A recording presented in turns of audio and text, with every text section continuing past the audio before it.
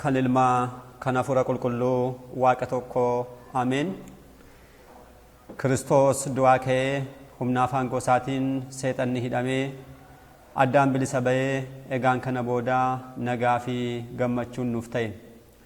Maatiiwwan Waaqayyoo ijoolleen haadha keenya qulqulleettii Dubroo Maariyaamii bakka adda addaa taa'uudhaan sagalee kana kan dhaggeeffattan maqaa gooftaa keenyaa fayyisaa keenyaa Iyesuus Kiristoosiin nagaan isin gaafadhaa. Akka isaatii bakka jirtanitti akkam bultanii akkam ooltanii akkam galgaleessanii ameen. Galateeffamuun amala uumaa keenyaa fayyisaa keenyaa Iyesuus Kiristoos kan ta'e maqaan isaa baddaa samii irratti afaan qulqulloota ergamoota isaatiin afaan qulqulloota abbootii keenyaa farmoolii keenyaadhaan kan galateeffamu nu birattis guddaa kan galatoomeedhaaf kan ulfaate nuuf haa ta'u.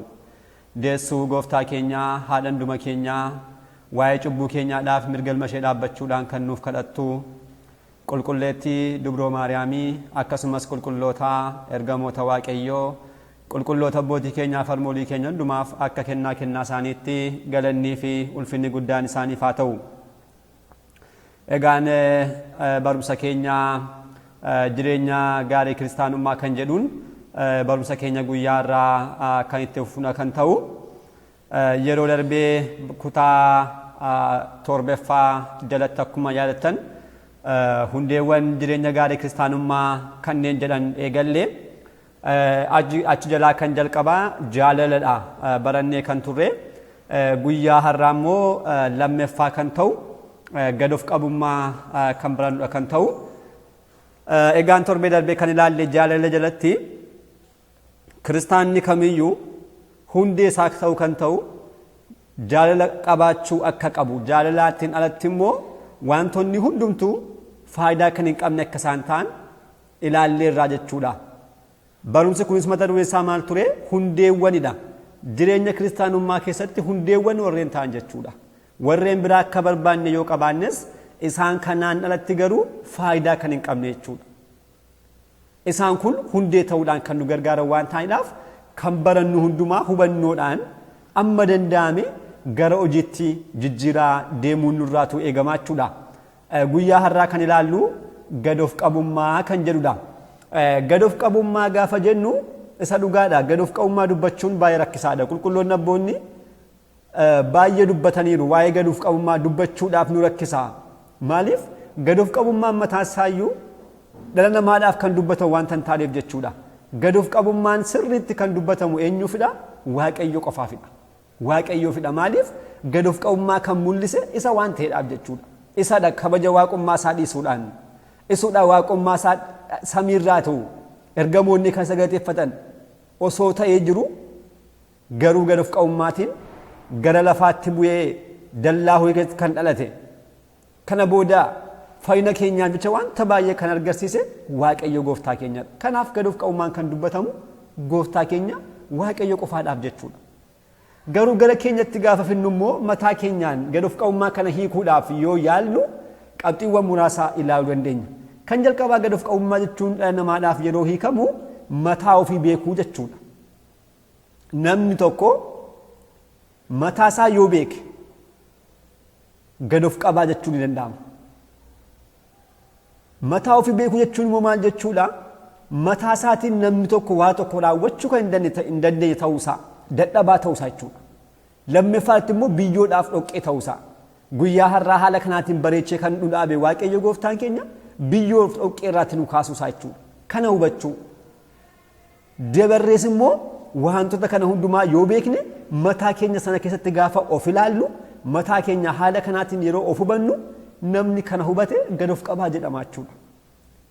Yoo akkas ta'edha namoonni yeroo nama arrabsan dhoqqee jechuudhaan gaafa nama arrabsan ittiin qabamu jecha namni kana hubatu. Maaliif? Dhoqqee kan jedhamu namicha maqaa isaatiin waamuudha malee wanta biraa miti. Garuu namni gad of qabummaa kan hin qabaanne yoo ta'e dhoqqee biyyoo jedhee gaafa arrabsamu sammuu isaatti wanti baay'een ni dhufa jechuudha. Obboleessaa duukaa walitti bu'aa jechuudha. Garuu dhoqqeedhaaf biyyoon maqaa keenyadha malee wanta biraa miti. Kanaaf namni kan jalqabaan kana yoo beeke mataa isaa dhoqqee ta'uusaa, mataa isaa biyyoo ta'uusaa, mataa keenyaan waan tokkollee raawwachuu kan hin dandeenye ta'uu keenya yoo beekne gad of qabummaan kan jalqabaan nuuf kanadha jechuudha.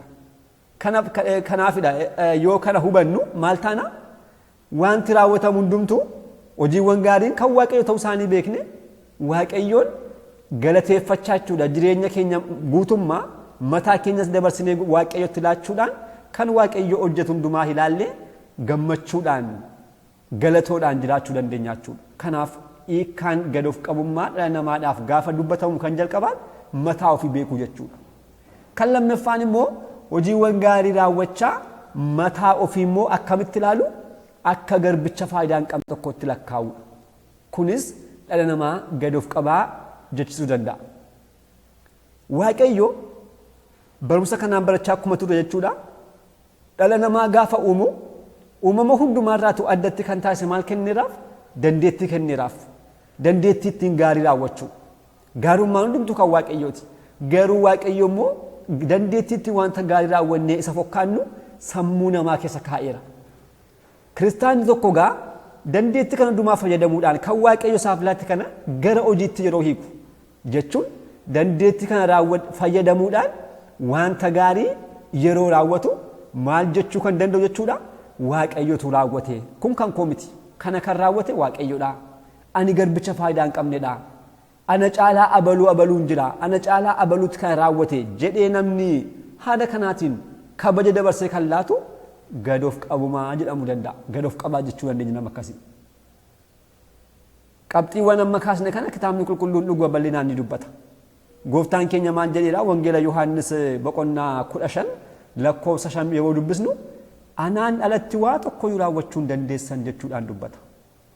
Waan tokko raawwachuu hin dandeessan. Kanaafuu guyyaa har'aa tarii gaarii tokko karaa keenya wanti gaarii tokko raawwatamuu danda'a. Wanti gaarii raawwatamu sun karaa keenyaa raawwatamu malee kan raawwachaa jiru garuu waaqayyoodha jechuudha. Kanaaf gad of qabummaan kana beekuudha. Wanti gaariin karaa keenya raawwatamu waaqayyoon raawwatamuu isaa beeku jechuudha. Dabarree immoo gaafa kana raawwannu mataa keenya akka garbicha faayidaa hin qabnetti lakkaa'uudha. Kanas gooftaan keenya kallattiidhaan dubbateera. Wangeela Luqaas boqonnaa 17 lakkoofsa 10 gaafa dubbisnu maal jedha? Egaa isin immoo waan ajajamtan hundumaa yoo raawwattan nuti garbootan fayyannedha. Raawwachuu kan qabnu raawwanneera jedha jechuudhaan gooftaan keenya dubbateera. Kanaaf kana beekuudha jechuudha. Mataa keenya wanta raawwannu hundumaadhaaf wanta gaarii tokko kennaa mana qulqullummaadhaaf laachuu dandeenya. Namoota warreen hiyyeessa ta'an gargaaruu dandeenya. Akkasumas immoo sammuu namaa kan gammachiisu waa tokko raawwachuu dandeenya. Kan hundumaa gaafa raawwannu garuu kan raawwate waaqayyoodha. Lammaffaarratti immoo nuti raawwachuu kan qabnu kan ajajamne raawwanne. Sadaffaarratti immoo maal hubachuu qabna? Nuti garboota faayidaa hin qabnedha jennee kana kan taasnu yoo ta'e isa dhugaadha. Kun gad of qabummaa guddaati. Gad of qabummaan hiikkansa kanadha jechuudha. Kanaafuu wanta waaqayyo raawwatuun immoo galatoofachuu hin danda'amu. Waaqayyo wanta raawwateedhaaf galatoofachuu kan qabuudha matuma isaa isadha jechuudha. Kanaaf namni gad of qabaan wantoota karaa isaa raawwataman hundumaadhaaf galatoo yoo dhufe galatoo sun kan waaqayyo ta'uu isaa beekee galatoo sana fudhatu jechuudha. Kanaafuu galatoo karaa adda addaa namootaan dhufan yoo nu qaqqabanis sun kan yoo jechuudha kan waaqayyo jechuudha. Maaliif abbaan gaarummaa hundumtu waaqayyo waan ta'eedhaaf innumti gooftaan keenya dubbateera. Wangeela Maatewos boqonnaa 5 lakkoofsa 16 gaafa laallu hojii keessan isa gaarii ilaalanii abbaa keessan isa samiirraa akka galateeffataniidhaaf ifni keessan yeroo hundumaa namoota duratti kan ife haa ta'u jechuudhaan dubbateera. Kanaafuu karaa keenya wanti raawwatamu hundumtu waaqayyoof galata kan dhiyeessuudha malee nuuf kan ta'u miti jechuudha galatoon. Kadhannaa keenyaan maal jenna? Humnis galannis bara baraan ameen jenna miti. Kanaaf humnis galannis bara baraan kan keetii mootummaan kan keetii jennee osoo waamnu kan isaa kan ta'e kan waaqayyoo ta'u galatoon nuti mataa keenyaatti fudhachuu hin qabnu jechuudha.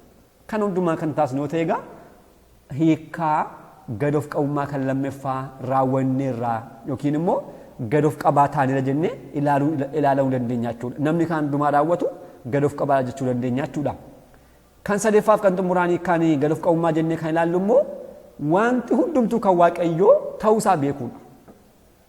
Hundumtuu kan waaqayyoo ta'u. Egaa namni tokko kiristaanummaa keessattis haa ta'u kiristaanummaatiin alattis haa ta'u nam tokko gad of qabaadha jennee hiikkaa laachuu kan dandeenyu namni kun maal yoo taasedha wanti hundumtuu mataasaa dabalatee jechaadha. Mataasaa dabalatee qabeenyaansaas beekumsisaas akkasumas immoo wantoonni biroon isa duukaa jiran hundumtuu kan waaqayyoo ta'uusaa kan amanuudhaaf kan beeku haala kanaatiin kan geggeessu jireenya isaa yoo ta'e namni kun gad of qabaa jedhamuu danda'a.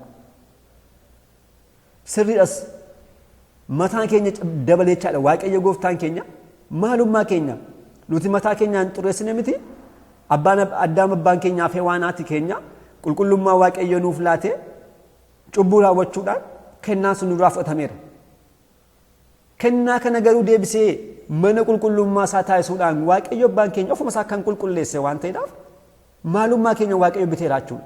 Kanaaf mataan keenya iyyuu kan eeyuti kan waaqayyooti. Qabeenyaa keenya miti, beekumsa keenya miti, wanta biraa miti. Isaan kun hafan jalqaba mataa keenyaan hundumti keenya kan waaqayyoo ta'uu keenya yoo beekne mataa keenya hundumaa waaqayyotti dabarsuudhaan wantoota raawwataman hundumaa teenyee ilaallee gammachuudhaan waaqayyoon galateeffachuu dandeenya jechuudha. Namni kana taasisu gad of qabaa jedhama jechuudha. Kanaaf namni mataansaa kan waaqayyo ta'uusaa yoo beeke immoo qabeenyaanis beekumsis akkasumas immoo isa wajjirraa kanneen dhufan wantoonni biroon kan waaqayyo ta'uusaa beekee waaqayyoon galateeffata jechuudha. Gooftaan keenya maal jedheedha? Wangeela Maatewos boqonnaa 5:3 yeroo wan darbanii yeroo waa'ee lallabbata tulluu barachaa turre kaasneerra hafuudhaan hiyyeessa kanneen ta'an eebbifamtootadha. Mootummaa waaqayyo kan isaaniiti waan ta'eef jechuudhaan dubbateera. Hafuuraan hiyyeessa kanneen jedhaman qabeenyaa warreen hin qabne jechuu miti. Kanneen hojii hin jaallanne jechuu miti. Hojjetanii mataa isaaniidhaatiin dafqa isaaniitiin beekumsa isaanii fayyadamuudhaan qabeenya adda addaa argatanii garuu kana booda qabeenyaan sun kan eenyu ta'u kan waaqayyoodha. Nuti waa tokkoyyuu hin qabnu. Qullaa keenya garaa haadha keenyaa keessaa baane akkasumas immoo qullaa keenya deebinee boolla seenuudhaaf jirra. Wanti hundumtuu garuu faayidaa akka guyyaa irraatti fayyadamnuudhaaf kan waaqayyoo irraa nutti kenname jechuudhaan mataa isaanii kanneen amansiisaniidhaaf wanta hundumaa dabarsanii waaqayyoof warreen kennan jechuudha. Kana jechuudha. Jireenya kanasuma dhugaadha qulqulloonni abboonni keenya argatsaniiru. Unkaan qabeenyaa isaanii miti mataa isaanii gurguruudhaan hiyyeessaaf dabarsanii kanneen kennan qulqulloonni abboonni baay'een jiru. Nutis immoo kan akka taasisnu akka jedhamne jechaadha. Kiristaanummaa keessatti guyyaa har'aa nurra kan jiru tarii qabeenya adda addaa jiraachuu danda'a. Beekumsi jiraachuu danda'a. Kanneen kun hundumtuu waaqayyo irraatii guyyaa har'aa akka itti fayyadamnuudhaaf kan nuuf kennamadha malee kan mataa keenyaa miti. Boor nuti gaafa nuti duunee awwaala keessa seennu namni biraan dhufee maal jedhaa? Ni dhaala jechuudha qabeenyaa keenya. Mana keenya namni biraan ni dhaala. Makiinaa yoo qabaanne namni biraan ni dhaala. Kanaaf kun maal salphaadhumatti waaqayyo amma guyyaa biyya lafaarra jiraannutti akka itti fayyadamnuudhaaf harka keenyatti kan kennedha malee kan mataa keenyaa miti jechuudha. Egaa namni kana hubatu maal jedhama? Gad of qabaa jedhama jechuudha. Hiikkaan gad of qabummaa namaaf karaa keenya gaafa hiiknu haala kanaatiin hiiknee ilaaluu ni dandeenya jechuudha. Walumaa galatti garuu mataa ofii gad of qabummaadhaan wanti hundumtuu kan waaqayyo ta'uusaa wanti hundumtuu waaqayyoodhaan kan raawwatamu ta'uusaa hubannee yeroo hundumaa kana keessa deddeebi'uun yoo dandeenye gad of qabummaa ni qabaannaa jechuudha. Egaan bakka tokkotti walitti qabnee ilaaluudhaaf gaafa yaaddu gooftaan keenya maal jedheedha? Jireenya isaa keessatti gooftaan keenya biyya lafaadha dhufe yeroo dhufutti dubbachuudhaan barsiisuudhaan akkasumas immoo wanta adda addaa raawwachuudhaan nu barsaa tureera. Keessumattuu raawwachuudhaan kanneen nu barsan keessaatu deebi'ees immoo kan raawwatan immoo akka raawwannuudhaaf immoo kan nutti dubbate keessaa tokko maaldha? Gad of qabummaadha jechuudha. Maal jedheedha? Wangeela Maatewos boqonnaa 11:29 yeroo dubbisnu anarraa baradhaa ani garraamiidha. Laphee kootiinis gad of qabaa waan ta'eef lubbuu keessaniidhaaf yoo kan raawwattan boqonnaa argattu jechuudhaan nu barsiiseera. Yoo kana narraati barattan boqonnaa argattu lubbuu keessaniidhaaf jedhe gooftaan keenya. Egaan dhuguma gooftaan keenya gad of qabummaa bal'aa baay'ee gad of qabummaan jalqaba akkuma kaasne isa qofaaf kan dubbatamu akkuma jenne isa dhugaadha gad of qabummaa baay'ee gooftaa keenya irraa barachuu dandeenya.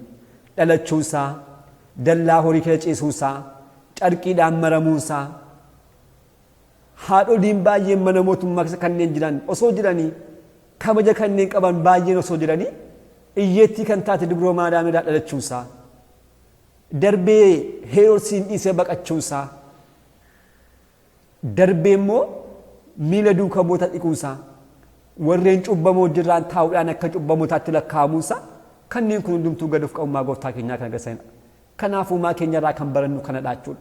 Gooftaan keenya isa dhugaadha. Wantoonni baay'een osoo jiranii kanarraa baradhaa jechuudhaaf osoo danda'u garuu addatti maal jedheera gad of qabummaa anarraa baradhaa jechuudhaan dubbateera.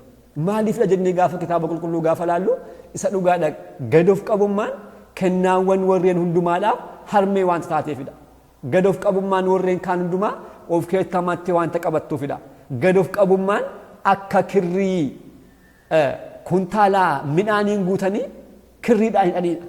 Gad of qabummaan kirriidha. Midhaan kuntaala keessa jiru immoo kennaawwan warreen biroodha. Gudunfaan sun yoo citte maal ta'a? Midhaan achi keessaa dhangala'uudhaan badaa jechuudha.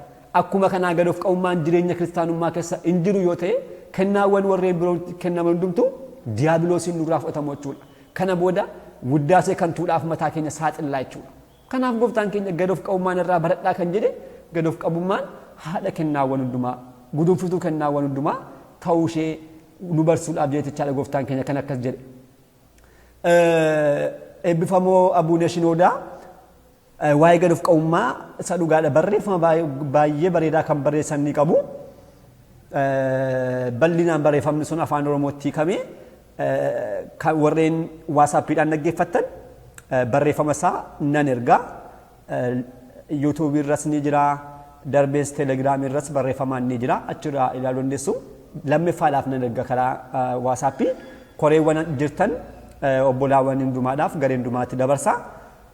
Barreeffama waa'ee kasoominaa yookiin immoo gad of qabummaa bal'inaan haala bal'aatiin isa dhugaadha jireenya keenya kan jijjiiru barreessanii ni arganna. Isheen kun gabaabinaan achirraa akka fudhatamtedha. Guutummaa isaa garuu achirratti wanta erguudhaaf maaloo yeroo yoo qabattan dubbisaa. Warreen yuutuubiidhaan barumsa kan hordoftan immoo yuutuubii jalaatti kasoomina kan jedhu ni jira. Achi jalaatu ilaalaatu dhaggeeffadha.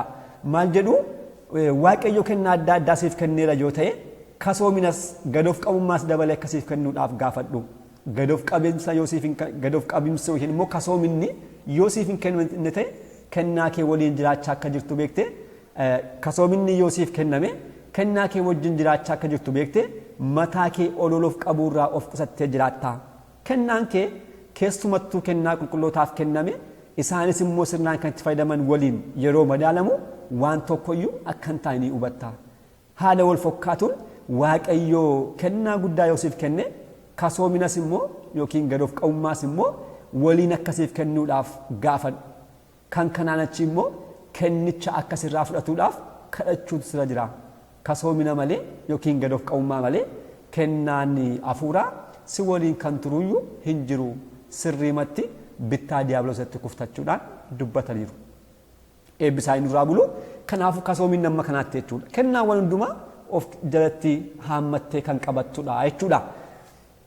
Daqiiqaa muraasaaf immoo jireenya abbootii qulqullootaa keessatti kasoominni maal fakkaata kan jedhus ni ilaalla. Barreeffama abbaan keenya Abuune Shinoodaa barreessan akka fudhatamedha. Achirraatu bal'inaan yoo ilaale ni arganna. Kan jalqabaa qulqulleetti Dubroo Maariyaamiiti. Haati keenya Dubroo Maariyaamii isa dhugaadha maal jetti?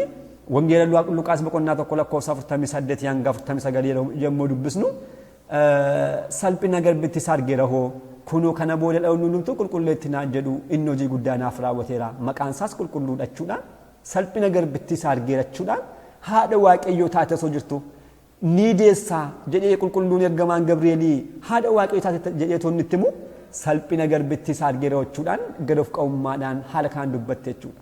Kana boodas immoo kanneen jiran isa dhugaadha jireenya ishee keessaa yommuu ilaallu gammachuu qulqulluu Gabri'eel dhaga'uudhaan obsaan garaa isheetti yaadaa turuu ishee darbee gooftaa keenya waaqa samiidhaaf lafaa deessee gammoojjii keessatti baattee baqachuu ishee dallaa horii keessatti da'uu ishee kana boodas guyyaa tokkollee gammachuudhaa fi biyya lafaatti osoo hin jiraatiin darbuu ishee gad of qabummaan ishee hammam akka ta'e nutti agarsiisaa jechuudha.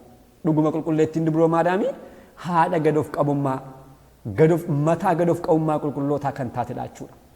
Kanaan alatti garuu qulqulloonni abboonni keenya baay'een isaanii baroota adda addaa keessatti jireenya gad of qabummaadhaan ni beekamu. Jireenya kanaas immoo diiyaabiloosiin akka isaan ittiin mo'an qulqulloota abbootaa keessaa qulqulloota lamaan tokko ilaalla. Abbaa Meqaariyoos guyyaa tokko diiyaabiloos mul'achuudhaan maal jedhe sirraa fagaachuun barbaada yaa Meqaariyoos nuti raawwachuu kan hin dandeenye ati garuu kan raawwattu maaltu jira ati ni soomta anis akkuma kee ni nyaadhu hirribaa kaate jabaatta anis akkasuma rafu ati gammoojjii keessa qofaa kee jiraatta anis akkasuma taasisa jechuudhaan itti dubbata kana booda abbaan Meqaariyoos maal jedhu maaliin akkan si moo'ee akka itti muudhaaf maaliin si moo'ee jedhee gaafa gaafatu seexanni maal jedhee deebise gad of qabummaa keetiin namoota jechuudhaan deebise kanaaf gad of qabummaan diiyaabiloosiin ni moonachuudha karaa kanaa mo'uun ni danda'ama maaliif diiyaabiloos gad of qabaa ta'uu waan hin dandeenyeef jechuudha akkuma kana abbaan Xoos immoo maal jedheera guyyaa yeroonni jireenya isaa keessatti immoo dubbisnu guyyaa tokko kadhannaadhaaf osoo jiru jechuudha kiyyoo seexanaatiin addunyaa xaxamtee jirtu argeetu maal jedhee waaqayyoon gaafate yaa gooftaa kiyyoo kana jalaa miliquu kan danda'u eenyudha jechuudhaan gaafate kana booda sagalee maal jedhu dhaga'e gad of qabummaa kan qabu yookiin immoo gad of qabaa kan ta'e kana jalaati ba'uu danda'a jechuudhaan sagaleen samiirraatti dhufe dhaga'eera jechuudha. Kanaafuu diiyaabiloosiin ba'uu ni danda'ama jechuudha walumaa galatti karaa kasoominaa. Maaliif diiyaabiloos gad of qabaa ta'uu hin danda'u? Gad of qabummaan kan kenname dhala namaa qofaafidha waan ta'eedhaaf jechuudha. Kanaafuu jireenya kiristaanummaa keenya keessatti yeroo hundumaa gad of qabaa ta'uun yeroo hundumaa mataa keenya dabalee qabeenyaan keenya beekumsi keenya hundumtuu kan waaqayyo ta'u karaa keenya kanneen raawwataman wantoonni gaggaarii yoo jiraatan waaqayyo nurra bulee raawwachaa kan jiru ta'uu beekne yeroo hundumaa galatoon hundumtuu kan waaqayyo ta'uu isaa beekuun nurra jiraata jechuudha. Kanaan alatti garuu kan ololoof qabnu kan taanu yoo ta'e wanti hundumtuu kan raawwatamu kan mataa keenya kan nutti fokkaatuu fi mataa keenya wantoota namoota adda addaa olitti kan ilaallu yoo ta'e garuu isa dhugaadha kitaabni qulqulluun maal jedha warri akkasiidhaaf guyyaan waaqayyo gooftaa warra of bokoksan mataa isaaniis immoo warreen ol qabanii fi warreen ololoof qaban hundumaatti ni dhufa gadis isaan qabachuudhaan Isaayyaas raajisaa boqonnaa 2 lakkoofsa 12 kaasee ni dubbata jechuudha. Kanaafuu obboloota hundumti keessan kan hundumaa beekuun nurraatu eegamaa jechuudha. Kan dhageenyu kan hundumaa itti jiraachuun nurraatu eegama. Mataa keenya keessatti ilaaluu qabna. Akka ilaaltu jechuudha. Keessatti ilaallee yoo xiqqaate waan tokko asirraatti arganne mataa keenyatti jijjiiruu qabna jechuudha. Kanaafuu mataa keenya waa tokko kan hin taane kan hubannu yoo taane gad of qabummaa qabaanneerraa jechuudha. Abbaa sagalichaa kan ta'e waaqayyo abbaa keenyaaf galannii fi ulfinni guddaan isaaf haa ta'u kutaa ittaanuun kutaa sadeeffaatiin jechuudha. Dhiifama kan jedhuun qabannee dhiyaanna kutaa sagaleffaadhaan kutaa sanaan hanga deebinutti nagaa waaqayyootiin turtii gaarii galanni waaqayyoof.